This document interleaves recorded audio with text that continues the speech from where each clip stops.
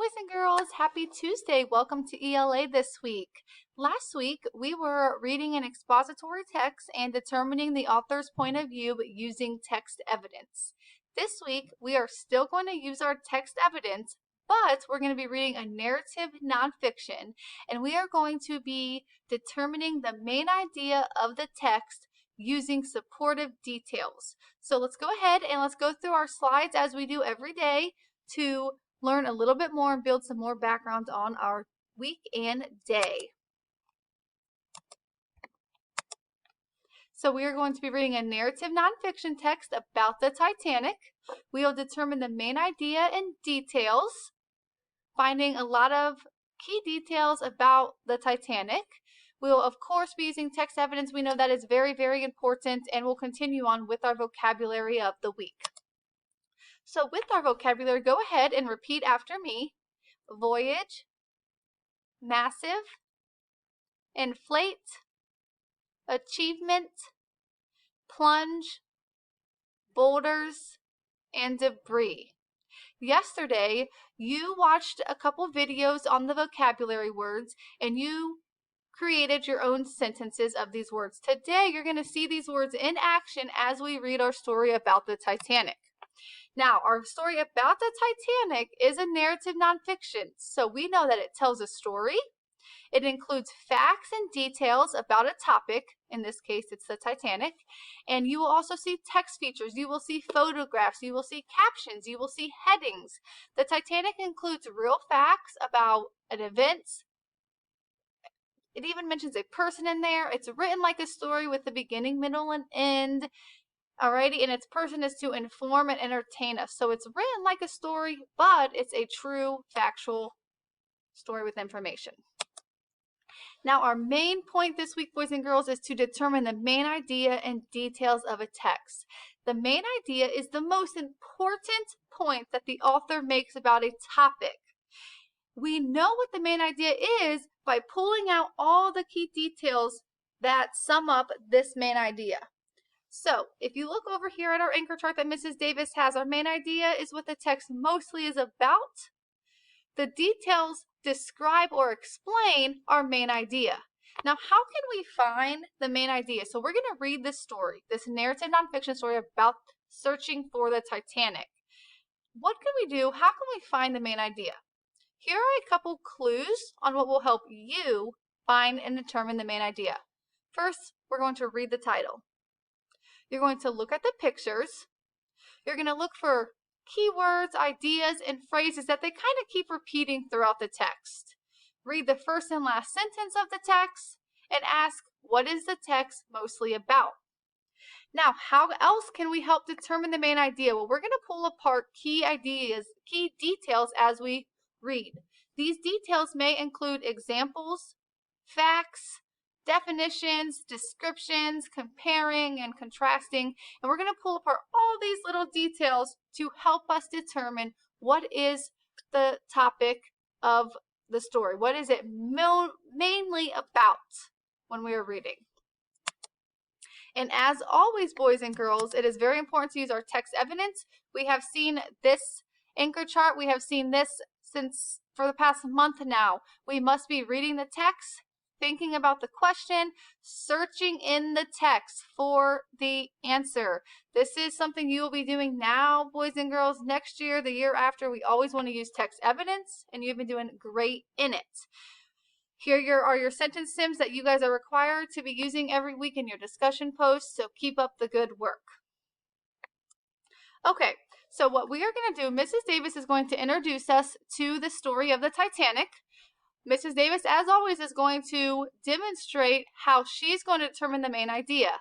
When she is done doing her part, you will then go and do your own part and submit it to Mrs. Davis. So I have our story up for us right here, searching for the Titanic. Let me blow it up just a little bit. So, obviously, boys and girls, our topic is the Titanic, right? However, our title is searching for the Titanic. So it's not that the Titanic sunk. That already happened. Now we're going to come and we're going to be searching for the Titanic. So what I would like you to do is read along with Mrs. Davis and we're going to help determine the main idea using key details of the first part of the story. So follow along with me. Searching for the Titanic. Could the most famous shipwreck in history ever be found? By Lauren Tharshis. It was April 14, 1912. The Titanic sped across the Atlantic Ocean. The sky glittered with stars. The sea was as still as glass. This was the Titanic's first voyage, but already it was world famous. It was big and beautiful. Many believed it was the safest ship ever built. And then disaster struck. At 11:40 p.m., the Titanic hit a massive iceberg. The ship's thick metal side tore open. Icy seawater flooded the ship. The Titanic was doomed. There weren't enough lifeboats for everyone on board. Out of more than 2,200 people, only 705 escaped. Less than 3 hours later, the Titanic disappeared into the black waters of the North Atlantic. Would it ever be seen again? So let's think about this. What happened to the Titanic? Hit an iceberg and it sank. Let me go over to my tree map because we're going to be using a tree map just like we did last week, but this week we're going to be identifying the main idea. So my topic is Titanic. My title is Searching for the Titanic.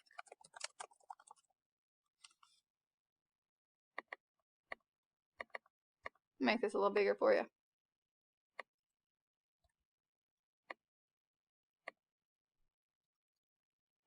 There we go. So, our topic, Titanic. Our title, Searching for the Titanic. So everything we add to our tree map must be details about searching for the Titanic. And Mrs. Davis is going to read you the section called Beyond Reach. So let me blow this up a little bit, called Beyond Reach. So I'm going to go back over to my tree map, boys and girls, and go ahead and say in my first box, I'm going to type in my title or my topic, Beyond Reach. And now I'm going to try to find 3 important details that demonstrate that the Titanic was beyond reach. Every one of my details must support it being beyond reachable. So go ahead and let's read with me. The news of the Titanic disaster shocked the world. Some hoped people had survived inside the wreck. They wanted the Titanic to be found. But the Titanic was at the bottom of the North Atlantic Ocean. It was under more than 2 miles of water. No person could survive in water so deep, even if they had air to breathe. That's because of something called water pressure. The force of water pushing against the body from all directions. The deeper you go under the sea, the more crushing the pressure becomes. Lungs can't inflate. Blood doesn't flow. The heart can barely squeeze out a beat. This is why humans had never explored the deep sea. All right, now I put in my tree map beyond reach. So anything that I list in my tree map under beyond reach, it has to be details about it not being able to be reached. So the first aha moment that Mrs. Davis noticed was that the Titanic was at the bottom of the North Atlantic Ocean. So let me go ahead and go over here. Why was it beyond reach, boys and girls? The Titanic was at the bottom of the North Atlantic Ocean. Therefore, it could not be reached. It was beyond reachable. Let me go back to my story and find another detail. I read it was under more than 2 miles of water. Again, another important detail about it being beyond reachable. So I'm going to go back and I'm going to write it was under more than 2 miles of water.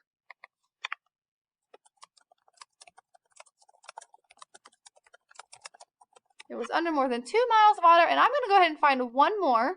Let me go back in my text. The force of water. The deeper you go under the sea, the more crushing the pressure becomes. Okay, so people were unable to go that deep because their bodies couldn't handle it. The water pressure was too forceful. So I'm going to add that because that is one important reason, boys and girls, why it was beyond reachable. So let me go back to my tree map. The water pressure that deep was very strong, and